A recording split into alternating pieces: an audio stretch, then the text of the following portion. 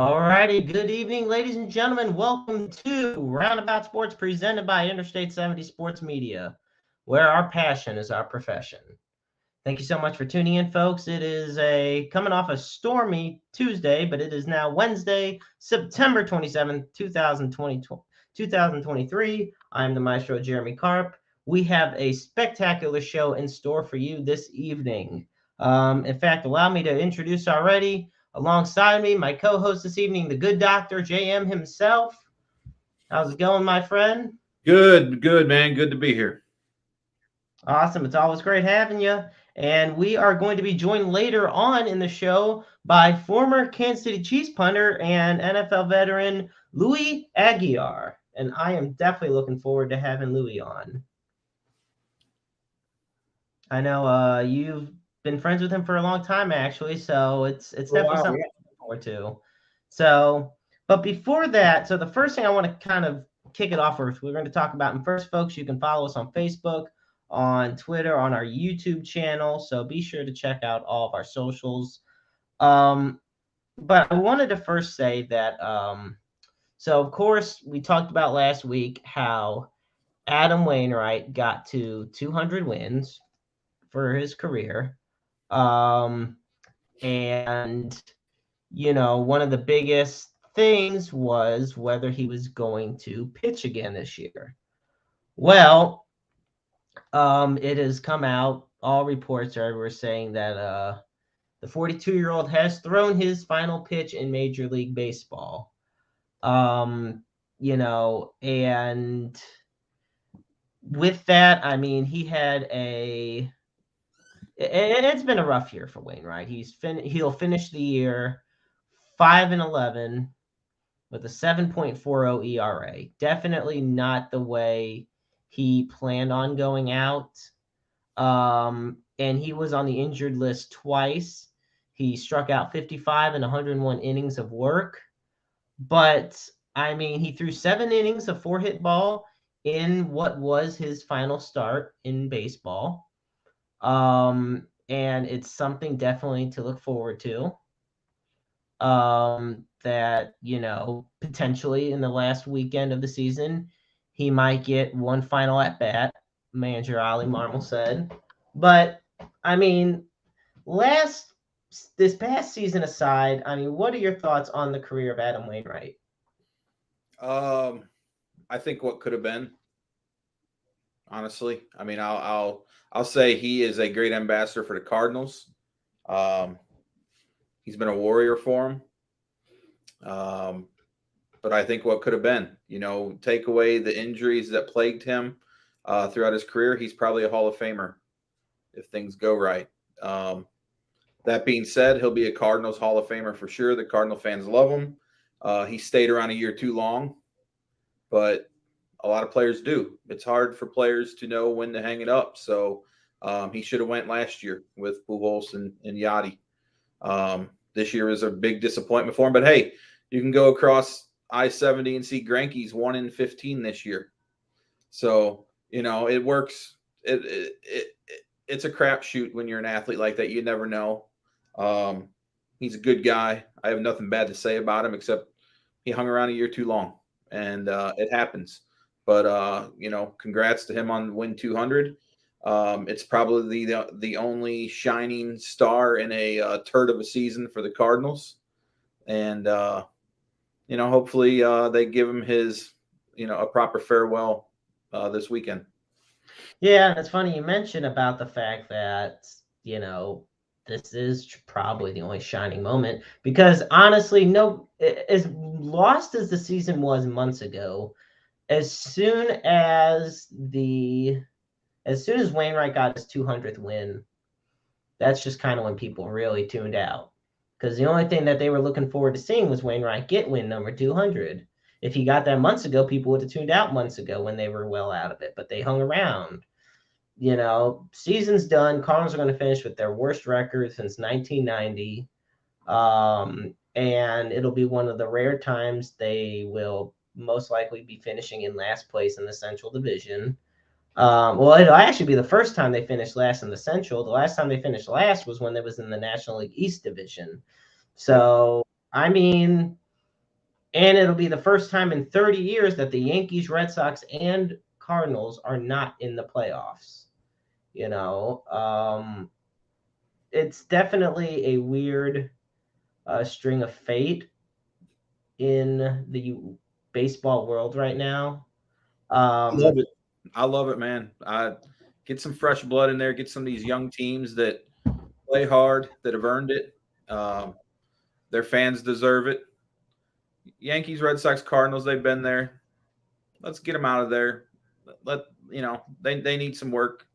Um, Cardinals are close. I think in the offseason, if they here's the big thing. It's going to be an if season in the offseason for the Cardinals. If they do what they need to do, they'll be right there in contention next year. But how many of us actually believe they're going to do that? How many times has Mosaic actually done something great in the offseason? Not very often. So I'm not very optimistic. I think as long as the management is kept around, we're going to be in for another. Well, you're all going to be in. I'm not a fan of them, but you're all going to be in for a long season next year. So, hey, my boys lost 100 games, so I was about to say your side of your side lost 100 games. Ours felt like we lost 100 games, and it could be worse. I mean, look, we all could be the Oakland A's who've lost 109 games with 5 games left. I mean, they could lose 114 games. Yep. The ownership's done what they wanted to do. They dug the grave of the franchise, and when they moved to Vegas, you know, and all 30 Oakland A's fans are going to be upset, but the ownership will get whatever they want because that's just how it works, unfortunately. Right. But also, I do want to say in another piece of baseball news, about the passing of baseball Hall of Famer Brooks Robinson. Brooks Robinson was 86 years old now, arguably to me the greatest third baseman of all time. They haven't announced though the cause of death, and the Orioles said in a statement, quote, "We are deeply saddened to share the news of the passing of Brooks Robinson, an integral part of the family since 1955. He will continue to leave a lasting impact on our club, our community, and the sport of baseball." The Orioles, who retired the 18-time All-Stars number in 1978, he was given the nickname Mr. Oriole, much like how Al Kaline was Mr. Tiger and Tony Gwynn Mr. Padre. They had a brief moment of silence at Camden Yards on Tuesday night before a game against the Nationals. He spent his entire 23-year career with Baltimore. He was also nicknamed the Human Vacuum Cleaner for his stellar fielding work. He won 16 consecutive Gold Gloves starting in 1960 and set a record for most games played at third base with 2,870 games played at third. He was a 1964 MVP award winner, and he was a key part of winning the 1970 World Series, where the Orioles defeated the powerhouse Great Big Red Machine Cincinnati Reds in 5 games. And he finished his career with 268 homers, over 1,300 RBIs, and hit 267 in almost 2,900 career games.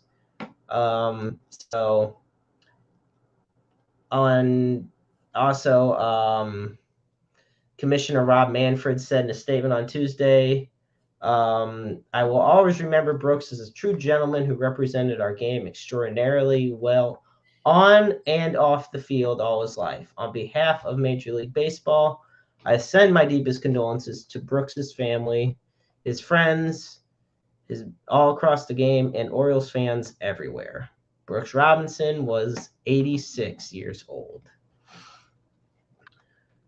Shifting gears now to the world of professional wrestling, arguably the biggest piece of news coming out over the past week is that former AEW women's star Jade Cargill has finalized her move to WWE, confirming speculation she was on her way to joining the big time company.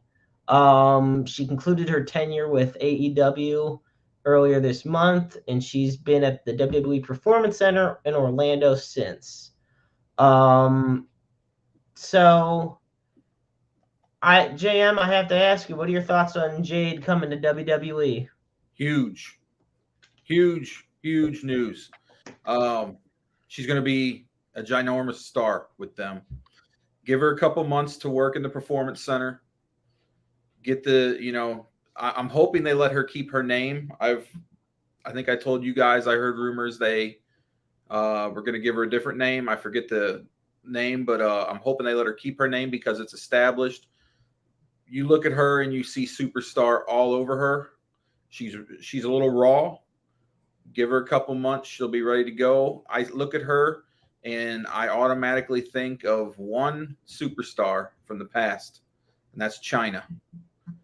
Jade Cargill will be a huge addition to Raw or SmackDown, whichever show they put her on. I know some people have laughed about it. I'm telling you right now, she's going to be a monster for WWE. She's going to be huge. Mark my words. Give her probably till she might show up at Survivor Series. If not, then I'd hold her till Rumble. But she will be a huge star for them. So another AEW blunder. And, hey, let them have Edge. Let them have a semi-retired Edge who has lost a step. Still great in the ring, but he's lost a step. We'll take Jake Cargill any day. So, monster signing. Oh, absolutely. I think, I'm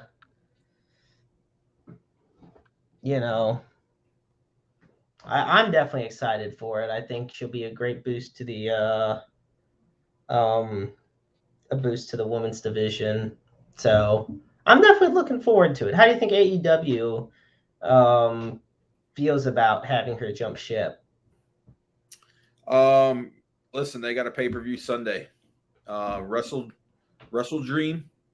Horrible name, I think, but rumors are flying that Tony has bought New Japan. I can't confirm nor deny that. I have no idea if it's true. Something's going to go down at Wrestle Dream Sunday. I don't know what it is. We could see Edge. I'm going to tune in. I don't have high hopes for the show. I honestly could not tell you one match on that show. I have not watched AEW in a couple of weeks because it had been so poor before that. But I'll tune in Sunday night to see this big, because Tony Khan's calling it a new beginning for the company. So we'll see what that new beginning is on Sunday. Until then, I couldn't tell you what's going to happen. You never know.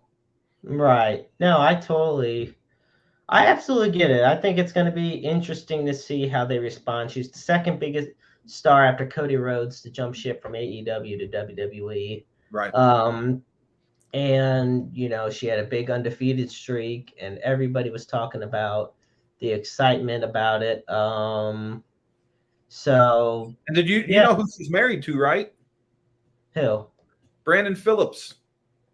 Ooh. The most beloved baseball player in St. Louis, Brandon Phillips. Sure, yeah. Yeah, I love Brandon Phillips because he hates the car.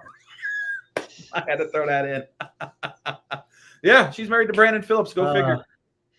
Well, you know what? Here's something. I wanted to. So before we get to football talk, I have one more wrestling thing I want to bring up. Hang on one second. Yeah.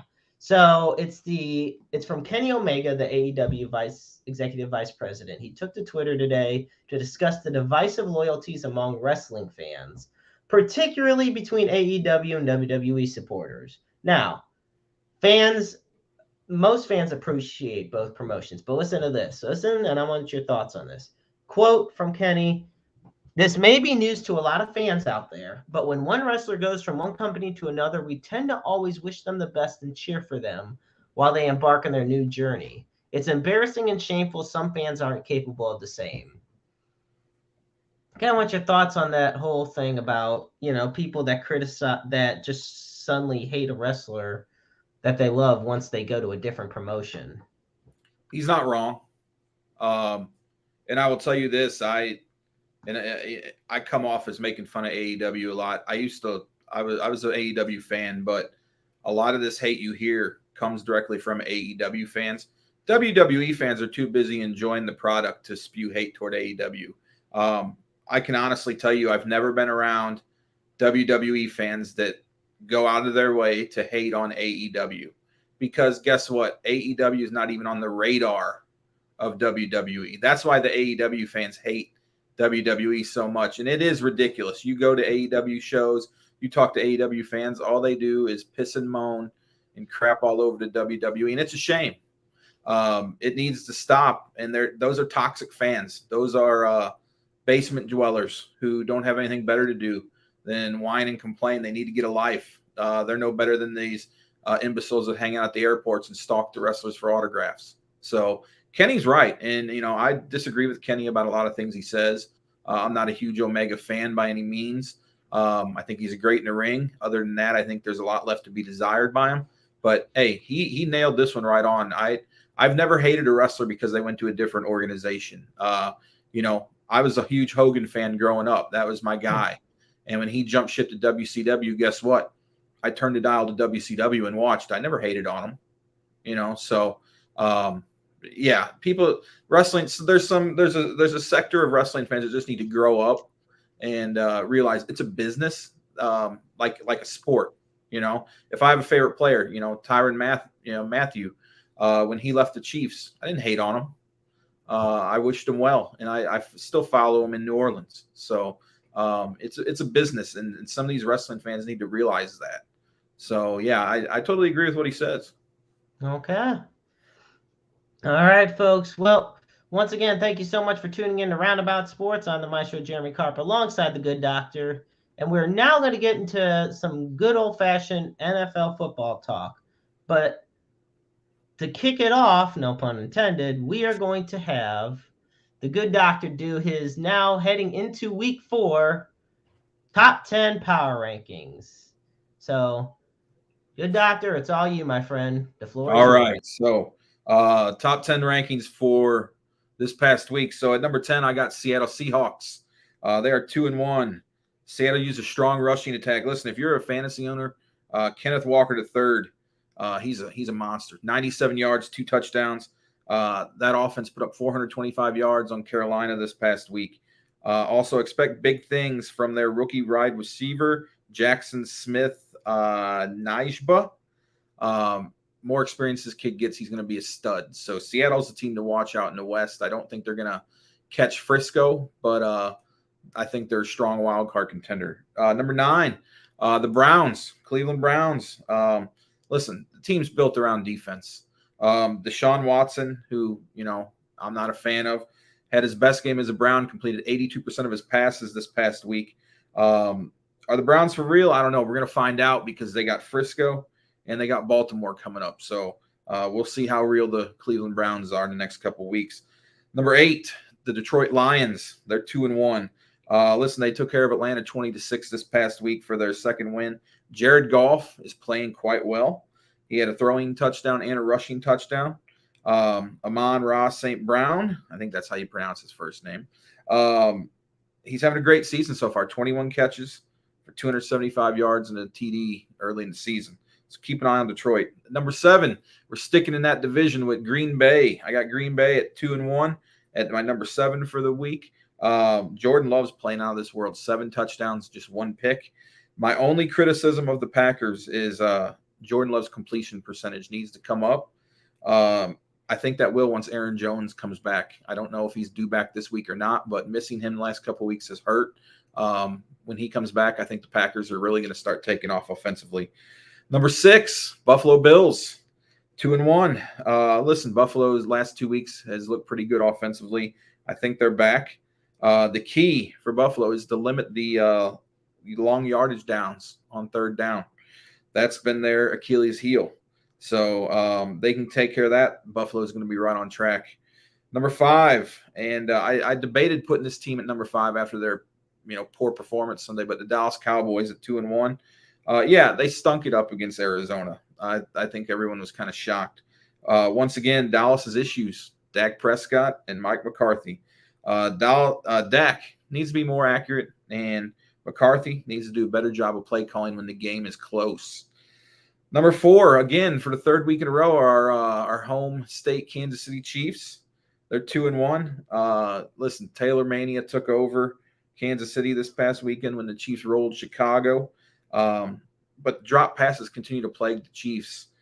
Kansas City has dropped, 5% of their passes on the season, which is, I think, 6th worst in the league. The defense, though, is playing lights out. Mark my words, this is a top 5 defense, guys. This defense is legit. And I'm going to talk about the defense again here in a little bit. But Mahomes and his crew, they're back. So the AFC better be on notice. The defending champs are finding their stride, and that means trouble for any opponents in the AFC. Number 3, the Philadelphia Eagles, 3-0. Philly's playing well. Jalen Hurts needs to be able to extend the field, though. He has the short passes down pat. He's doing well with those, but he can't extend the field, and eventually that's going to catch Philly and hurt them. So that's something to watch for with the Philadelphia Eagles at number 3. Number 2, Miami Dolphins. Last time I checked, I think they're still scoring some touchdowns out in Denver. Tyreek and Tua are unbelievable. The speed that team has is unreal. They got 4 capable running backs too, which is pretty impressive. The test will come this week when they face Buffalo. And, if you're looking for a team that can stack up with Miami, it's Kansas City. Their defense, Kansas City's defense, is fast enough, I think, to hang with Tyreek and company. Our young corners are pretty damn quick. So that game, it's a shame it's going to be early in the morning in Germany. That should be a game that should be played at Arrowhead, or I'd even watch it in Miami. So that's going to be probably one of the games of the year to watch coming up. So let's see how Miami handles Buffalo, though, this week. And number 1, of course, San Francisco 49ers, 3-0. Listen, they just keep winning. It's hard to find anything bad to say about the 49ers. The only thing that concerns me is Brock Purdy's been sacked 6.1% of the times he's dropped back. Now, this is mainly because San Francisco's faced blitzes 44% of the time. And expect teams to continue this. Teams have had success blitzing them. So keep an eye out on that. But they're going to have to improve the right side of their offensive line. That's their weakness right now. So see if they can do that. But, man, San Francisco looks like they are unbeatable right now. So that's my top 10 for this week. And, that's what all I got for right now. All righty. I want to know, what do you think about the toilet bowl this week between the Denver Broncos and the Chicago Bears? Is it going to be the lowest rated NFL game in history? Probably outside of Denver and Chicago, yeah. I mean, oh my gosh. Let's really think about this. So 100, you take last week, you take the defenses of the Bears and the Broncos, and they got outscored 111 to 23. Holy crap. Yeah, amazing. Yeah, it's just mind-blowing. Going into the season, a lot of people were touting Denver as being back. Sean Payton may not even make it through the season. Sean Payton will be fine. Russell Wilson won't make it through the season. It's not Russell Wilson's fault, though. That's my thing. Russell Wilson hasn't been terrible. It's the fact that the defense, which Denver's usually known for, is atrocious. He hasn't been great, though, either. And at some point, you got to think, are they just going to start from fresh? And, I know Peyton's not a big fan of him. So we'll see what happens. I think Denver is a mess. It'll be interesting to see. I don't expect Wilson to last the season, though. I really don't. I think that Peyton will make a change. But let's see what happens. All right. Well, there's another guy I know that'll know a thing or two about football. And that's a former NFL player that we know.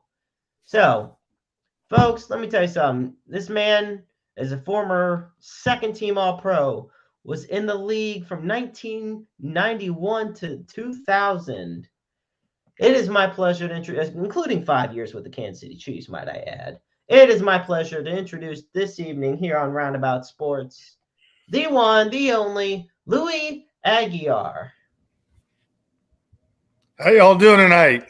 Good. We're all right. How are you doing? I'm doing outstanding. So yeah, right, just perfect. listening to you guys talk. I mean, you guys do a lot of different aspects of sports. It's pretty cool. Yeah. Oh yeah, most definitely. What do you think about the rankings, Louie? What do you think so far about this season? Looks, you have it down pretty good. The Niners looking good. Yeah. I'm surprised about Cleveland. Their defense is playing pretty good. They've given up with a league low right now, like 32 points. 32 on points. the defense. I mean, their defense has been playing pretty good. Well, Jim Schwartz is the big difference maker. So yeah, I'm like we were talking earlier. Cleveland. It's like, wow, Cleveland's playing pretty good ball this year. Mm-hmm.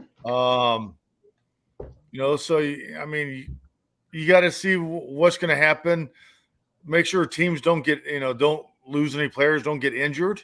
Because I know the years that I was in Kansas City, the years that we didn't make the playoffs, we had a lot of injuries. And the years that we went 13-3, we didn't have any injuries. So if those teams can, keep the injuries to a minimal, it's going to be some good games here at the end of the season. I'm looking forward to it. All right, absolutely. So first thing I have to say is I have to ask you, of all the coaching, I mean, we got a few winless teams still in the NFL. We got 4 of them. Ironically enough, they are all facing each other this week. So you got, like I said, you got the the Panthers and the Vikings facing off. They're both 0-3. And then in the toilet bowl, you got the Broncos and the Bears. Now, of all 4 head coaches that are on these teams, who do you think is their seat is the hottest? Probably the Vikings, because the way that they played, how well they played last year. Frank Reich there in Carolina, first year coach. They need to, when they got to give these coaches more than one. I think, personally, my own opinion, you got to let them cook. You got to let them order the groceries and let them be there a year or 2 before you get them, you fire them. I'm good friends with Nate Hackett. His dad was he was our coordinator when I was with the Chiefs, and I saw when they fired him last year, he was only there, 12, 13 games. And then they bring in Peyton and he's done worse, so it's like, you got to give these coaches more than one season, give them a couple seasons and, let them, go out and buy the groceries and cook and let them show you what they got. Because it's hard to turn a team around in 1 year. Everybody's talking about Peyton. Yes, they got their butts kicked. I've never seen a score like that in the NFL in my lifetime. But 70 points. But they're running a new defense. Can you put all the blame on Wilson? No. That defense has to step up, and that's what you guys were talking about. That's what he's been known for. So, they need to get maybe another couple drafts or some more free agencies. They lost a lot last year when they traded for Russell. So they gotta rebuild. It's going to take a year or 2, and hopefully they don't, because I hate the Broncos. I want to keep seeing them losing. Yeah. But I feel I've been on teams where we went 4-12. It's no fun as a player. I've been as a coach as a 4-12 team in the NFL with the Jets, and it's no fun. It's no fun at all. So I'm hoping that it's a camaraderie. With the guys that I played with, played against, coached with, coached against. And I just always want to see all the teams do well. But I have my 4 favorite teams. I have I have a little bit of the Bills because they brought me into camp twice. But basically my 4 favorite, the Jets, Chiefs, Packers, and Bears. I played for all 4. And I'm hating to see that the Bears are doing so bad right now. It's hard, especially But living in Illinois. Well, it's Oh, interesting you bring up the Bears because here's my thing. Is Fields the answer at quarterback? No. Okay. I really don't think so. Okay. I really don't think so. Hasn't made – everybody goes, well, he hasn't made a lot of correct decisions on throwing the ball. Right. Yeah. Well, Zach Wilson's trying to in New York, but he keeps overthrowing his guys.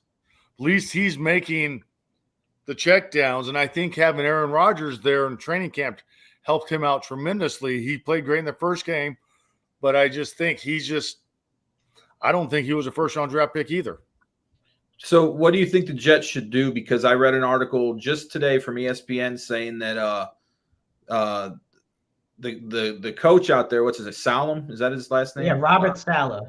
Yeah, Robert, yep. He's starting to lose the locker room because he's a Zach Wilson apologist. Do they need to get somebody else in there, or do they ride Wilson the rest of the season? He was a first-round draft pick 2 years ago, 3 years ago now. I think they need to try to bring in another veteran quarterback that is a drop-back quarterback, kind of like Aaron Rodgers, to help bring him along. Because I think the kid has talent, but he just needs a little bit of help. I look at the Jets quarterback situation, and obviously Saleh and this front office management put all their when you put all the eggs in one basket and that basket breaks, then you're up Crap Creek without a paddle. And that's basically what the Jets are right now, because they put their entire offseason into Aaron Rodgers. Yes. Aaron Rodgers gets hurt 4 plays into the first game. And you have guys that, such as you talked about veteran quarterbacks. You've had Carson Wentz. You've had Matt Ryan, who've reached out to the Jets. Hell, I'm going to just get the elephant out of the room. No. The Jets reached out to him, and he turned them down. Jets reached out. No, the Jets, but Wentz reached out to the Jets. They reached out to Ryan. They reached out also to Chad Henne, but Henne said, no, I'm staying retired. And then, like I was about to say, the elephant in the room, Colin Kaepernick reaching out to the Jets, wanting to be on the, and look, at 35 years old, man, it's just not happening. But Zach Wilson is not the answer. He's just as much the answer in New York as Justin Fields is in Chicago. And that's not the answer. Correct. Do you think they can make a trade though for a Kirk Cousins eventually? I mean, if the Vikings can't win a game, do they deal Cousins? They might have to. Minnesota could trade for, but you trade for Cousins, and then Aaron comes back next year. Then what do you do? Right. So they have a lot of, we're talking about a lot of eggs in the basket, and they got a lot of, they still have Aaron for another year. Yeah. So you really can't go out and get him. He's coming back. He's going to come back next year. So, if you get a veteran, Kaepernick is not the answer because he's not a drop back quarterback. He's not going to help Zach Wilson out at all. He struggled in the drop back. Trevor Siemian. Right. Yep. Well, so he knows the offense because he was in Green Bay. Yeah. Mm-hmm. So you're right. maybe he can help Zach read the offense and help read, to where the ball needs to go. I was fortunate to be able to play with Montana. I was also fortunate to play with Brett Favre and also Rich Gannon. So I've seen the guys, pick the progressions and throw the ball where it's supposed to be. And that's what Zach needs help with. Yeah, no, absolutely. Can I just say for 1 second, it's funny you mentioned Rich Gannon. Can we all three just agree Rich Gannon's MVP season in 2002 was just freaking incredible? that he performed the way he did at 38 years old. Like, I know people remember it for the fact that year they got clobbered by the Buccaneers in the Super Bowl. But, I mean, Rich Gannon, and I know this is just totally random, but, I mean, he threw for almost 5,000 yards and 26 touchdowns in 2002. He had a great year. Did he have Tim Brown on that team? They had Tim Brown and Jerry Rice. Those were their top two receivers. Two veteran guys. Yeah. And I feel like that's something that the Jets are lacking. I'm not saying they're lacking Jerry Rice and Tim Brown, but what I think, it is a very young team, and there's a lot of great young pieces. Breece Hall, Sauce Gardner, Garrett Wilson. These are great pieces that you would build. Yeah. And they get a great young group. We just got to get it moving together. And I like their head coach. I like him. I think he's a good coach. I think he'll be all right if he can get that team turned around. That's why it hurts that he's losing. That it's if the reports, that and I definitely believe it about him losing the locker room, because it hurts, because he is a good coach. And people were excited last year. I don't think he should be judged like as harsh based off of look. This is not going to be a good year for the Jets. It's just I wouldn't say that yet. I'm not ready to throw in the towel on them yet. They got a great defense. They have the talent on offense besides a quarterback. I still think they could put together a run. I feel like at this rate, I don't think they're going to finish last personally. I don't see them finish. I see them third. I see them in third in their division. And look, we know as well as anybody, it's very possible three teams in a division can make the playoffs. Right. Maybe the AFC East will be that division. Because if the Dolphins' offense keeps being the juggernaut they are, and the Bills keep playing defensively, you want to talk about great defenses, Buffalo's defense has been better than their offense this year. And there's a chance you could have three teams from that division make the playoffs. You got a 7-team playoff field. So, we will see what happens with the Jets. To me, though, the worst team in the NFL right now is the Chicago Bears. Broncos second to last, but to me, the Chicago Bears are the worst. They are worse because the coaching is just you talk about Robert Saleh and losing the locker room. Matt Eberflus doesn't even have the locker room. Justin Fields' play style is getting more questions than answers. They don't have anybody to throw to consistently enough. There is no defense. I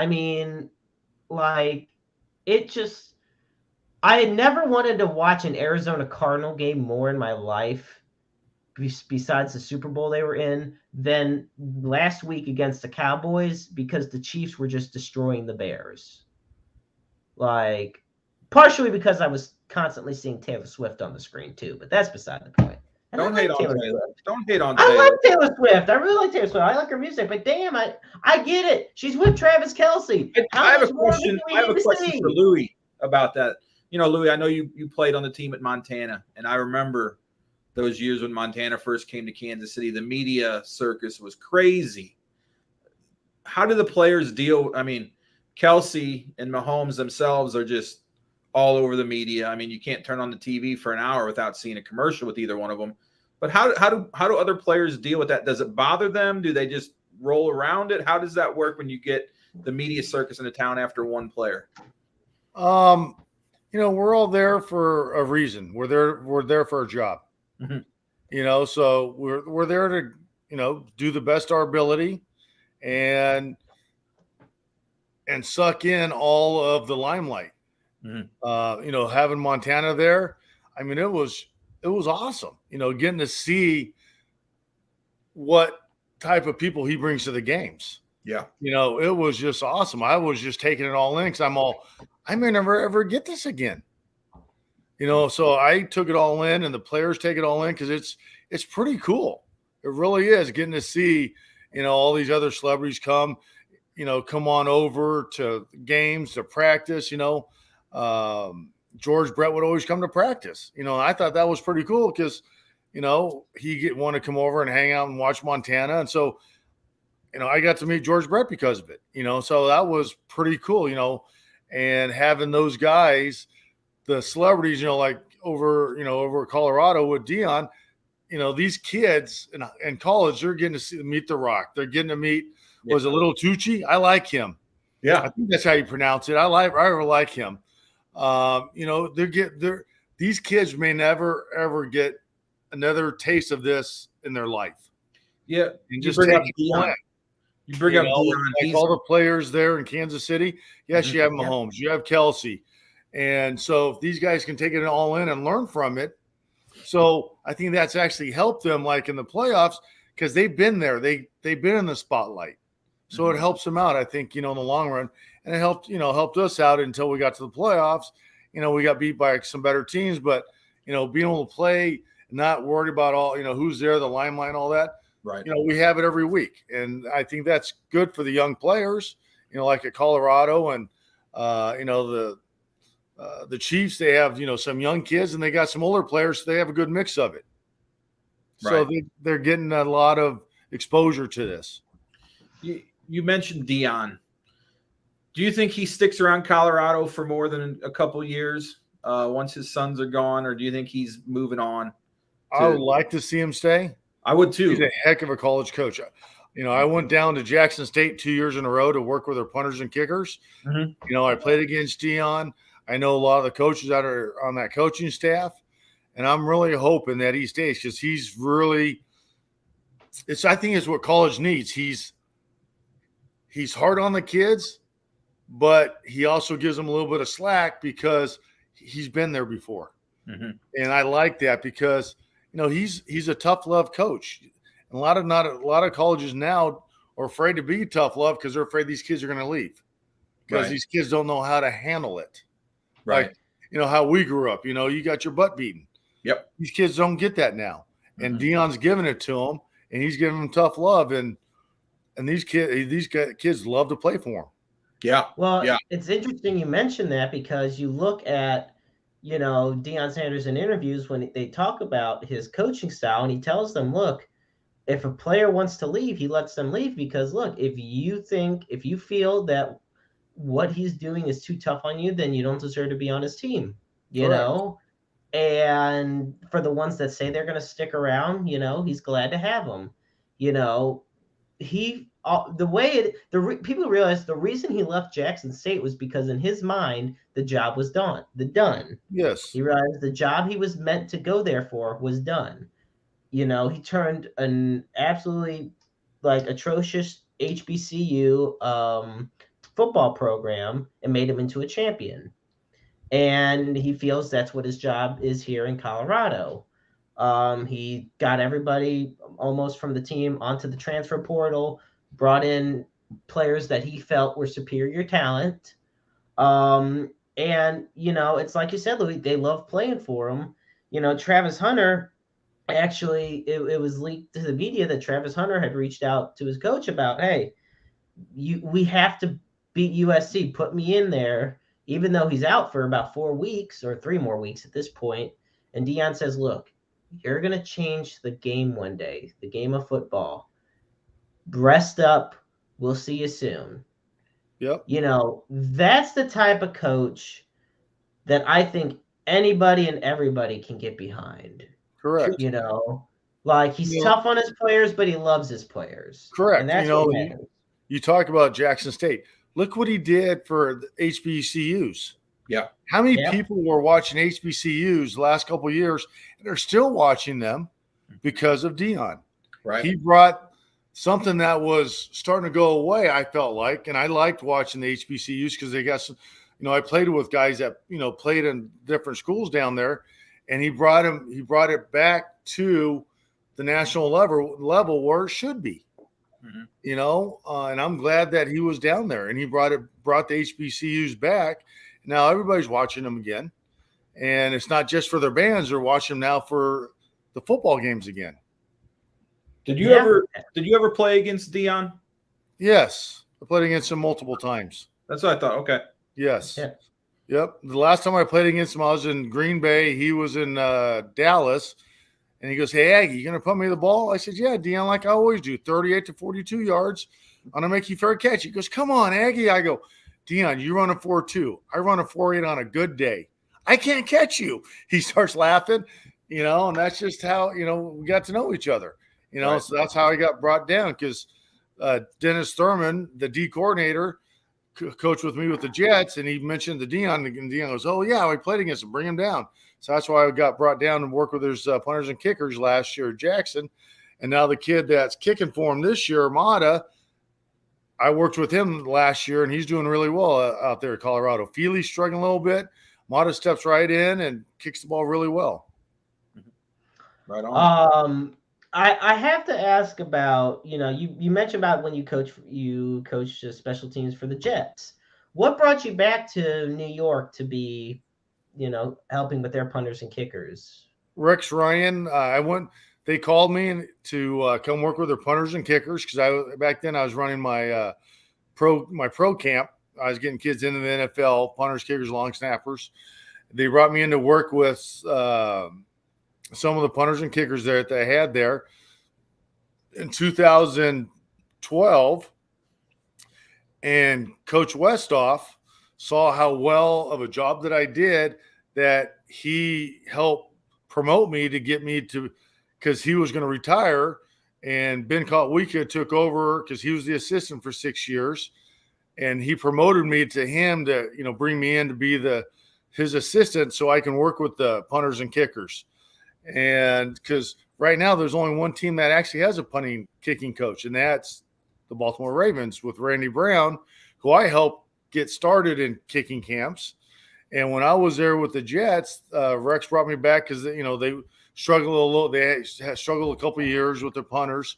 So I came in, and the first year, we had Robert Malone. After 2 games, they asked me, they go, "What do you think?"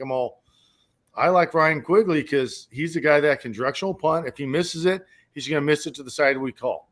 Mm-hmm. And so after 2 games, we made the switch. And first year we netted 39, and the next year we netted 40. And then I worked with Nick Falk. And the year before I got there, he was a 90 or 81% kicker. The first year I was there, and he only had 12 touchbacks.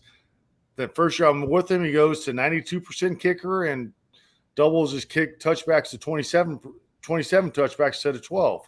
So, I got to work with those guys, and I worked with those guys the next year. They had great numbers again.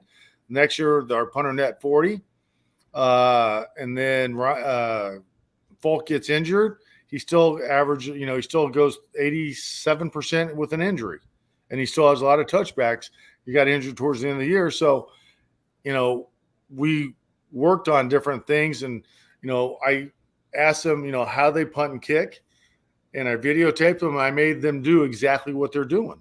Because a lot of these coaches in the NFL, these special teams coaches, they don't know punting and kicking.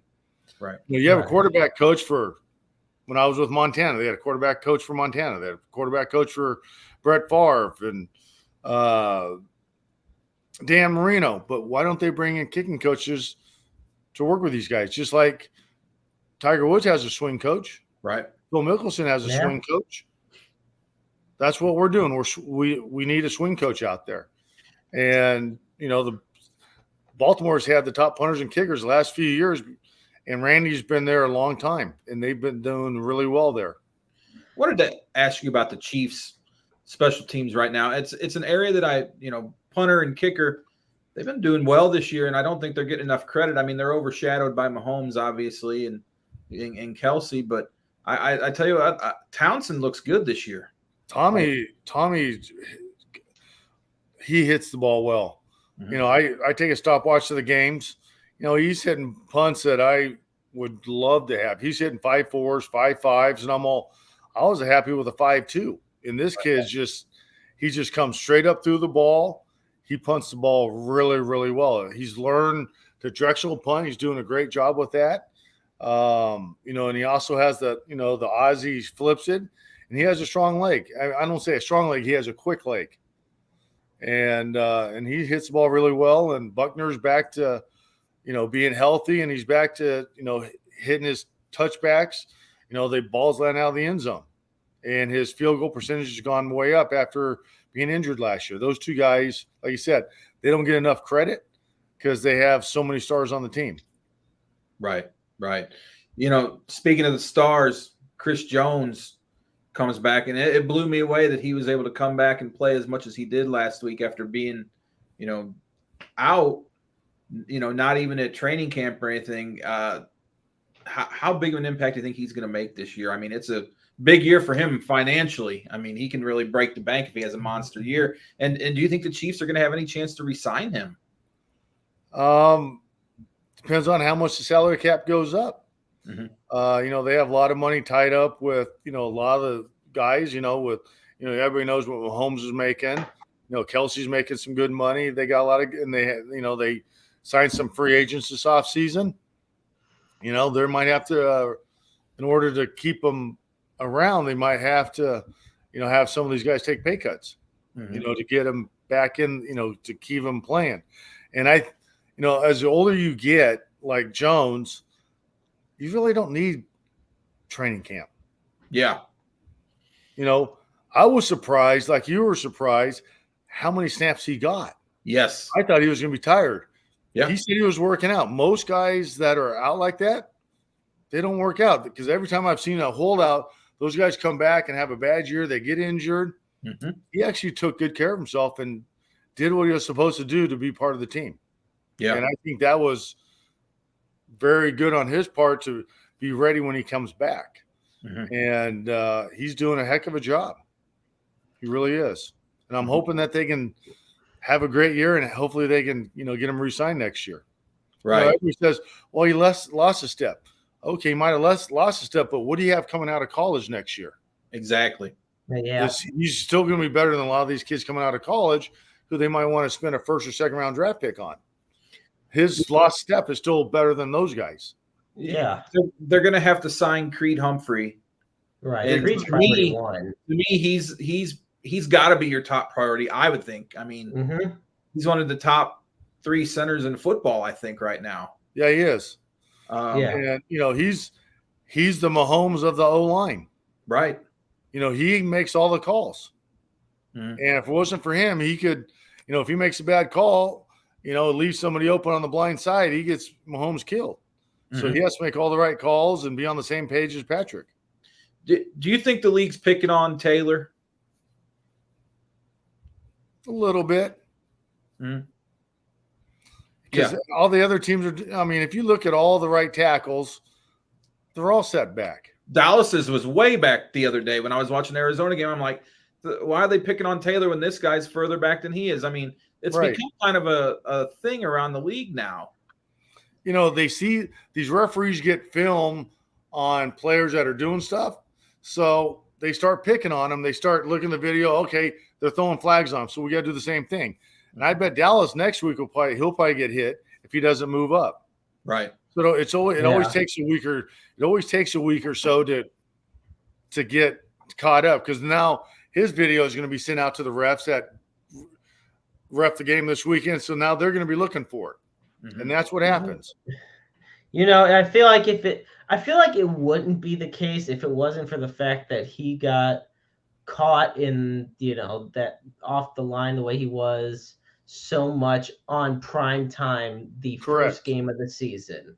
I feel like if it was just on your typical Sunday, on a regular afternoon game or something, this would be a non-issue. But the fact that it was on prime time on NBC and you're the defending Super Bowl champs, that is to me the biggest indicator of, and of course they use the telestrator to keep pointing out how far off he is. Correct. But you're right about, linemen get away, both offensive and defensive linemen get away with so much in the average NFL game. I was seeing holding left and right last week. Against beyond belief. It's just a matter of if the ref sees it or not. Like, everybody holds. That's just how it is. Yeah, and they're not doing it to be unfair. They're doing, you'll see them even grabbing face masks, and sometimes it doesn't get called. It's just because if the refs aren't in the position to see it, look, we'll be in the position to see it because we're watching the game, but the ref may be here, and then it's happening over there. It's just one of those things. But TV catches everything. TV catches everything, but the 2 eyes that are on the field can't. And that's, a lot, like, the fans, I coach high school football, and it's like, have the referees miss that?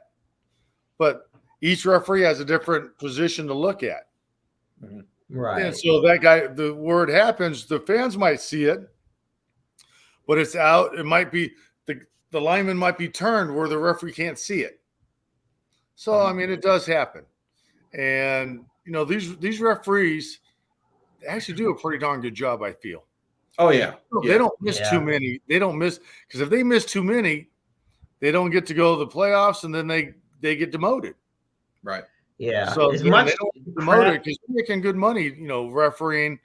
It's not like baseball where they're gone every night for 9 months. Right. They come in on it. They come in on Saturday, referee, then they go home and go back to their day jobs. Should the NFL hire them full time? Yes. With how much is writing on this now, with all the sports books, on apps and all sorts of stuff. Yeah, I think they need to be full time. I wanted to ask you, so, right as of now, there are only 3 pure special teams players in the Hall of Fame. There's Ray Guy, the late Ray Guy, there's Jan Stranud, and there's Morton Anderson. Now, pretty much we all know Adam Vinatieri is going to be the next one to go in the Hall of Fame once he becomes eligible. Right now, who do you see, whether he's a kicker or a punter, that is destined for the Hall of Fame? I believe should be Sean Landetta. Okay. Played 22 years in the NFL, 3 years in the USFL, played 25 years, and he always had really good numbers. Sean gets left out quite a bit. Yeah. And I think he should be, one of the top next punters to go in. He did a heck of a job for 25 years of playing. For as a punter, I think he should be right on up there. Kicker wise, Vinatieri, like you said, Vinatieri's going to be right there, and then the kid that replaced him. I can picture him. I can't think of it. Yeah, Gostkowski did. Had a great career. What about Tucker and Ball? Tucker, when he retires, probably. He's done a great job. But he's, Gostkowski's, out. Gostkowski had a great career. And I think, when Tucker gets done, he should be right on. He's, 5 years later, I think he should be right on in there. The game has changed. You look at Jan. Jan's a good friend of mine, Stenerud. He averaged 66.7%. And everybody goes, well, why is he in the NFL? Well, if they had the balls that they had today compared to what they had back in the 60s and 70s, if they had the artificial turf that they have, the field turf with artificial turf that they had now compared to all grass, he played on all grass and mud games. It makes a big difference. Right. People don't look at, he look at his percentage. Well, could you put Tucker, put him in a game that has 6 inches of mud and kick a field goal? Right. Yeah. If the game has changed. It's interesting. And it's interesting you brought up Landetta because, I want you to listen to these accolades. And, he's a 3-time first team All-Pro. He's a 2-time Super Bowl champ, 2-time USFL champ. I know it doesn't help with a Hall of Fame resume, but still, Pro Bowler. He was named to 2 all-decades teams of the 80s and the 90s. To me, right there, that is an accomplishment all of itself. Being named to 1 decades team is one thing. To be named to 2 of them, and like I said, he played. You told me he played for 23 or 22 years. 22 over 60. NFL. Yep, 22 in the NFL. Over 60,000 punting yards. Average of 43.3. Over 1,400 punts. And I've always thought guys like Jeff Fiegels were also very unappreciated. And Yep. then kickers such as John Carney and Gary Anderson. I was always upset because I was also always hoping that Morton Anderson would get in the Hall of Fame. I was really excited when he finally did get that call to Cooperstown because up to that point he was the all-time leading scorer in NFL Right. history. There's so many guys out there that, like you mentioned that, specialists should be in, but why aren't they in? I don't know. Yeah, I'm still thinking about the Hall of Fame, but different position. We got a guy here in St. Louis still trying to get in, Torrey Holt. Yeah. I firmly believe he should be in. Yeah. And I talked to Kurt Warner here about a year ago, and I asked him, I said, is Torrey going to get in? He said, Torrey will get in. So I think this might be the year. But then, I just saw Kansas City. Jamal Charles is finally eligible. There's Correct. a lot of Chiefs fans who believe he should be. I don't know if he has the longevity to be in. I mean, the years he played for Kansas City, he was outstanding. Correct. I just don't know if he has the numbers to get in. Correct. I think the reason the longevity is hurts. Yeah. The reason Holt wasn't in this is just my personal opinion. I feel like the reason Holt hasn't gotten in yet is look at all the receivers that were on the ballots around the same time as him. You had Randy Moss, you had Terrell Owens, you had your Ocho Cincos, your Isaac Bruce's, Steve Smith. Yep. I mean, I grew up. Yeah, exactly. Like is just the odd man out. And now that more of them are getting inducted, it's going to be his turn. It wasn't as much if he was going to be inducted. It's more so just a when type thing. And to me, maybe it's just because from a fan's perspective, I look at it as, look, whether you're a first ballot or it's your 10th year, when you get in, you're immortalized, and like I look at it like kind of like with Cooperstown, a baseball player who will get inducted first ballot as opposed to somebody who on his 15th and final chance to get on the ballot, he gets inducted. Well, he's just as much in the Hall of Fame as the next guy. Sure. They don't say on the plaques, this guy was inducted on the 15th try. They say, he's got the gold, bronze plaque, whatever, in the Hall of Fame. So I would like to see more specialists in the Hall of Fame. I do think though that, I mean, it's definitely the most underrated positions. People just say, oh, the only reason they play so long is because, they don't do as much. I mean, the average NFL career is about 3 to 4 years. You, for example, Louie, played 10. You had the pleasure of playing 10 in the NFL. What was your biggest? Here's my question: what was your biggest secret to playing 10 years in the NFL? Always working to get better from the season before. Mm-hmm. I wanted to improve from the year I had before. Kept working on my punting strategy, my kickoffs, my holding, so that way the team could count on me. And I just always worked on my craft on the off seasons because I wanted to keep getting better and better because I knew there's somebody behind me wanting to do the same thing I did. I took somebody else's job. So there's always somebody knocking on the door. So I just kept working on the off season as hard as I could, as long as I could, so I could have a longevity career. And I was lucky enough to do that. I know you were with several teams, and I've been to several stadiums. And the one thing I always like to ask players is, where was their favorite stadium to play at? I mean, Arrowhead's a great venue, but I tell you what, and I'm not a Packer fan, but Lambeau Field is unlike anything I've ever been to in my life. And I tell people all the time, as a sports fan, you need to go to a game at Lambeau. I'll be going there in December, so you really need to. And I'll be going. My personal best, of course, I'm going to say it's Kansas City, because I was there 5 years. The crowd has the world record 142.2. I mean, the fans there get behind their team. So does Green Bay. And my number 2 is Green Bay.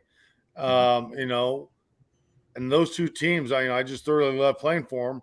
in my longevity, I played in New York that has shoreline wind. I played in Chicago. I played in Green Bay, and I played in Kansas City. I never got to go to, Miami. I never got to go to Arizona, where they have all the nice weather all the time. Right. So, my longevity, I was very happy with and able to do. Chris Moore had longevity there in Buffalo. He was there 8-9 years, and punting Buffalo it's not an easy job. It really isn't. But there's, we keep talking about punters and kickers that should be in the NFL, and the NFL Hall of Fame. I still think that there's one player who's a specialist, but he's not a specialist as a punter and kicker. And Stevie Tasker.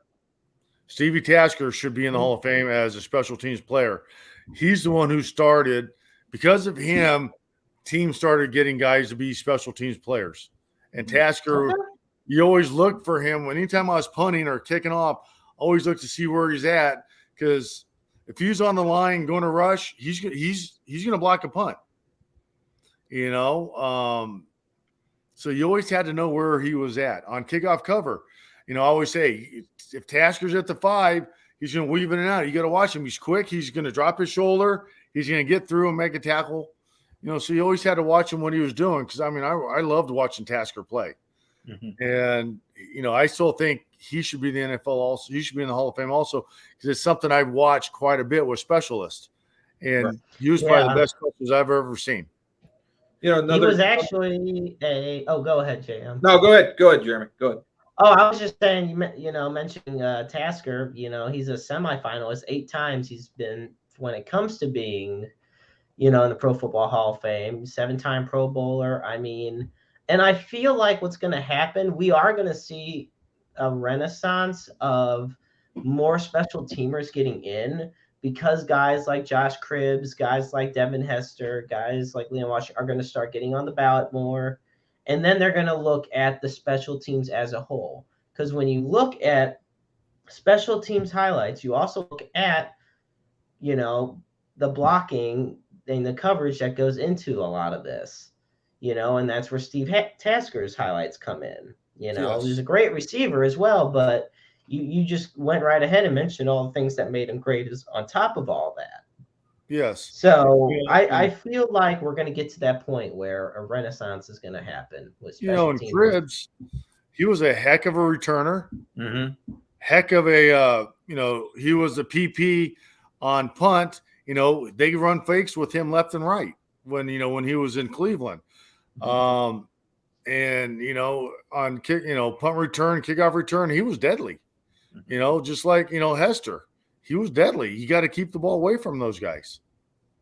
Yeah. Louie, did you ever get to kick in you never got to kick at Busch Stadium, did you?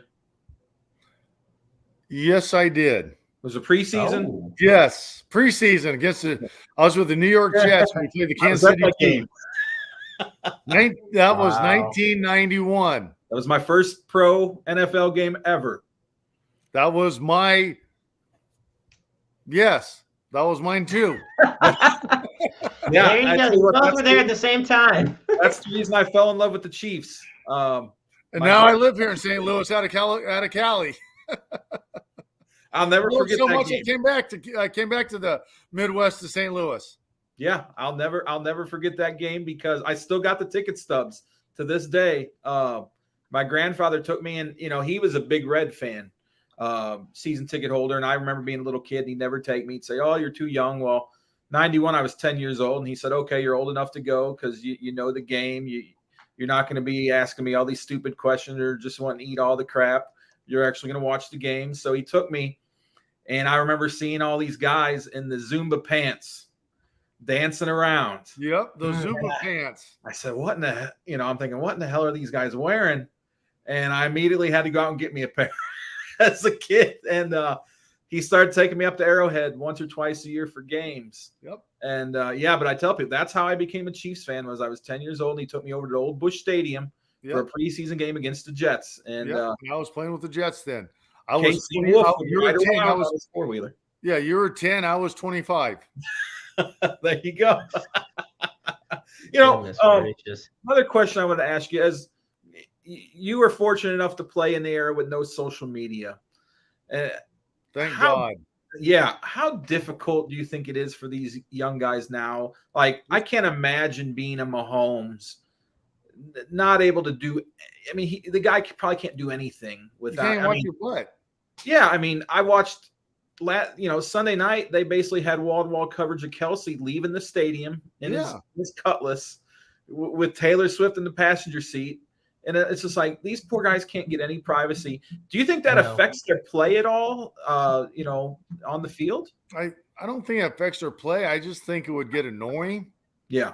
Because I know as soon as you get in that locker room, I mean, the media is not in there. The social media is not in there. Right. The social media is always after the games. Mm-hmm.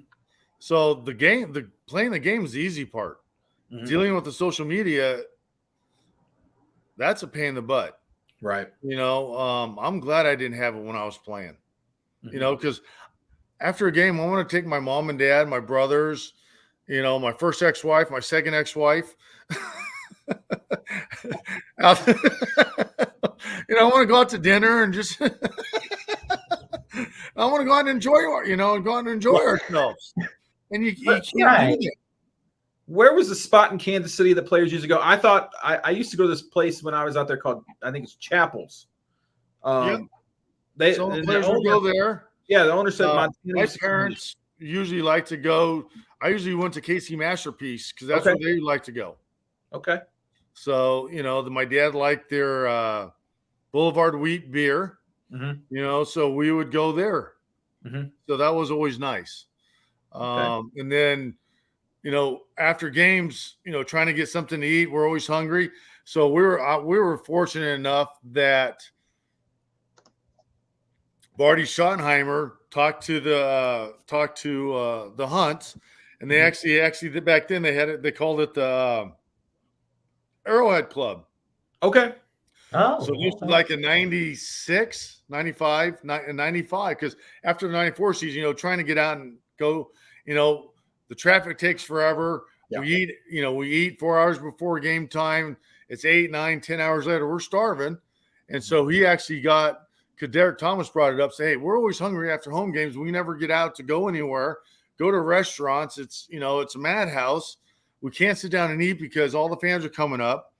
And so they actually opened up the Arrowhead Club after all the home games from 95 on. So that was nice. So that way, after the games, I would just tell my mom and dad, they'd come down. We would walk around to the Arrowhead Club, eat over there in between. Now it's the Founders Club. Yep.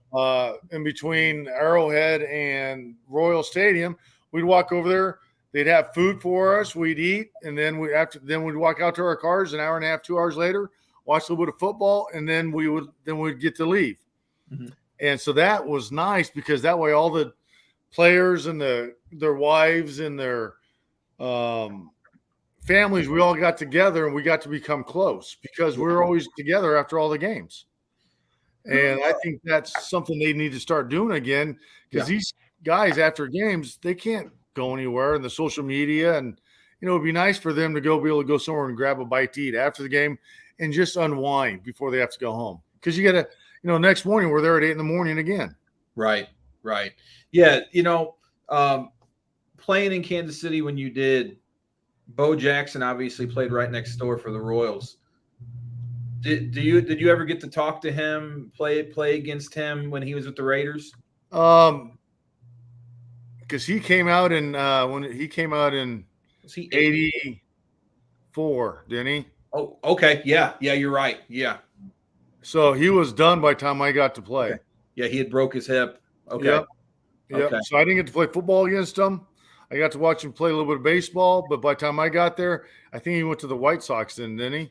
Yeah, he was with the White Sox. Yeah. Yes, he left the Royals and went over there. Yeah, he wasn't quite the same with the White Sox. I'll tell you. Shame. His hip took a shot. And if he would not have had that injury, I still think to this day he would have been in Hall of Fames in both of them. Yeah, I was going to say you have Brian Jordan's jerseys behind you. I had the joy of watching him play for the Cardinals here in St. Louis baseball. How difficult do you think it was for guys like him and Dion and Bo Jackson to play both those sports. I was in training camp with Brian Jordan with the Buffalo Bills. Mm-hmm. And this was 1989. We both get cut. I didn't get picked up. Then he got picked up by Atlanta. And, Dion's down there. Yeah. And so they're both, they got two guys playing two sports on one team. I mean, what kind of scouting department? I mean, everybody knew Dion, but Jordan, I mean, he was a heck of an athlete. You didn't want to go over the middle on him. He was a safety, free safety that was going to eat your lunch. Yeah. And he was a stud. He played 3 years there. And I got to know Brian when I was with when we were training camp with the Bills. And then we played a preseason game in 95, either I think it was 95 or 97. I can't remember what year it was, 95 or 97. We played the Rams in the Dome. Okay. And I'm coming off the field. I'm all, hey guys, that's Brian Jordan over there. He used to play two sports. So I'm jogging off the field and telling everybody. And then he goes, hey, Louie. I'm all, he remembers who I am.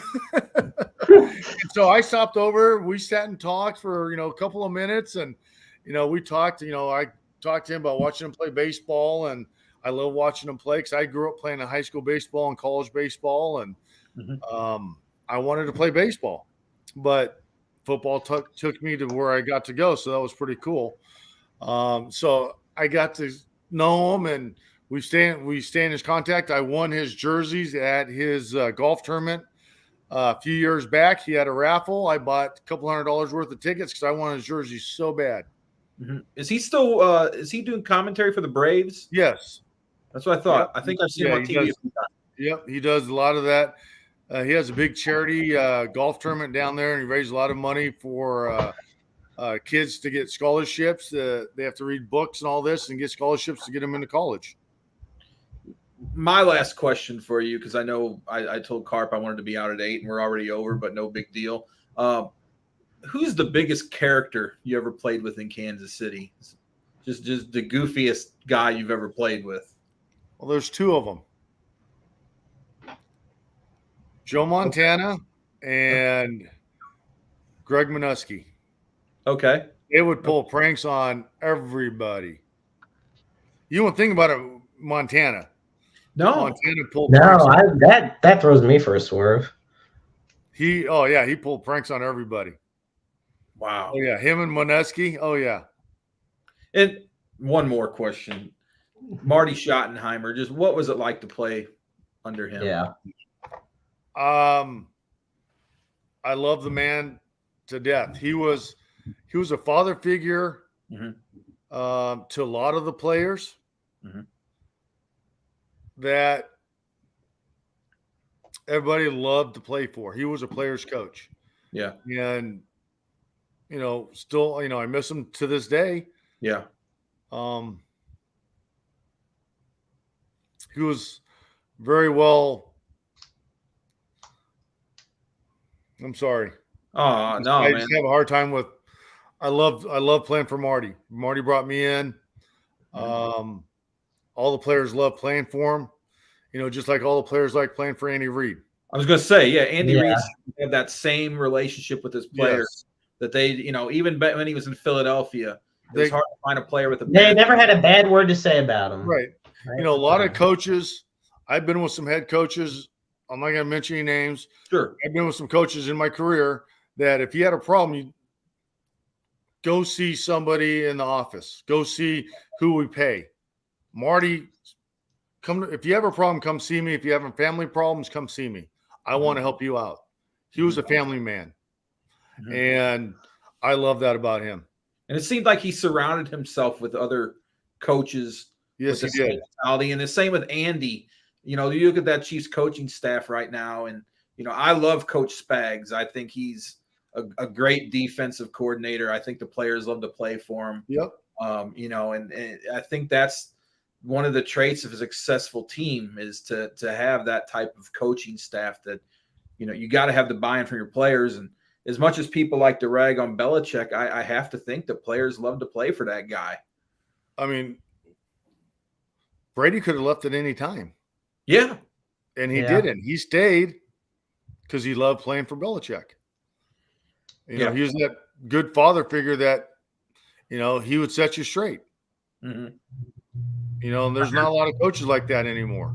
Right. Yeah. You know, I heard a great story about Brady just recently. I was listening to an interview with one of the Notre Dame tight ends who just retired. I forget his name. He just retired a couple of weeks ago. Kyle Rudolph? Rudolph played with Brady last year in Tampa. Yeah. You know, and everybody likes to give Brady crap, you know, because he was married to Giselle and, you know, he's kind of a bigger than life character. But Rudolph was saying that Brady would have an open locker next to his, and all the players would bring jerseys and helmets for him to sign for their kids.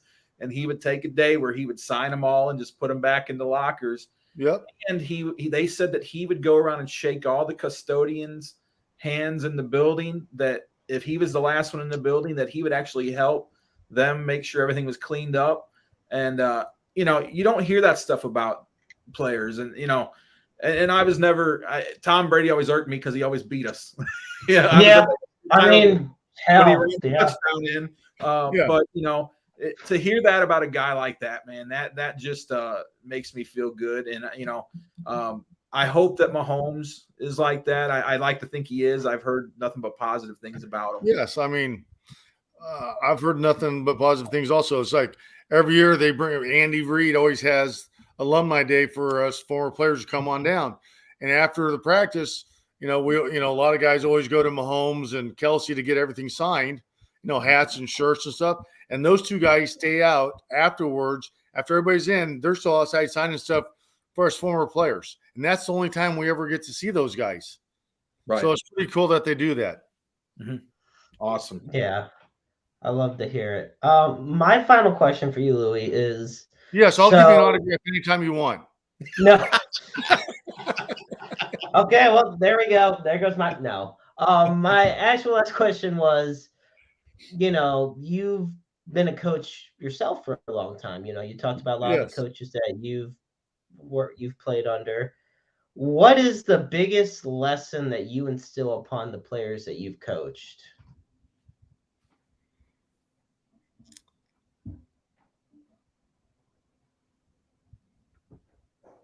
Don't ever play your last play like it's going to be your last, because you never know when it's going to be your last play. So that means don't ever take a play off. I say that to all my high school kids, because even in a high school game, you could get injured. Your season's over, especially if you're a senior. Always play your last play like it's your last, because you never know if you're going to get injured or not. And more times than not, when you play hard, you're not the one getting injured. You're injuring somebody else. I'll tell you a quick story about the guy Louie coaches with, Dan Rose. When I was a young journalist in Waterloo covering the Bulldogs, I was scared to death of Dan. I can see that. I remember him as a coach when I was in high school, and he was always across the field. He's an intimidating looking guy when you're in high school. And yes. Big, you know, he was a muscular guy, and he always does he still always wear the shorts? He used to always rock shorts when it was. Yeah, he still wears shorts on, even though it's 30 degrees. But yeah, he hasn't changed. I was always scared to death when Waterloo would lose, and I'd have to go talk to him after a game, and couldn't be one of the nicer guys around. I love Dan. I've known him. I've coached with him for 20 years. He's been at Waterloo a long time, and I got there in 02. Mm-hmm. 02, 03. Yeah, I got there in 02. And he got there in 99. Okay. Yeah. I started covering them in 01 or 02. Yeah. I was 18, 19 years old. And like I said, I played in Columbia. So that was our big rival. Right. And, whenever I would have to cover a game and Waterloo would drop one, I would be, there were only two coaches I was scared to talk to, him and Danny Cox, the old pitcher for the Cardinals, when he coached at the Gateway Grizzlies. Right.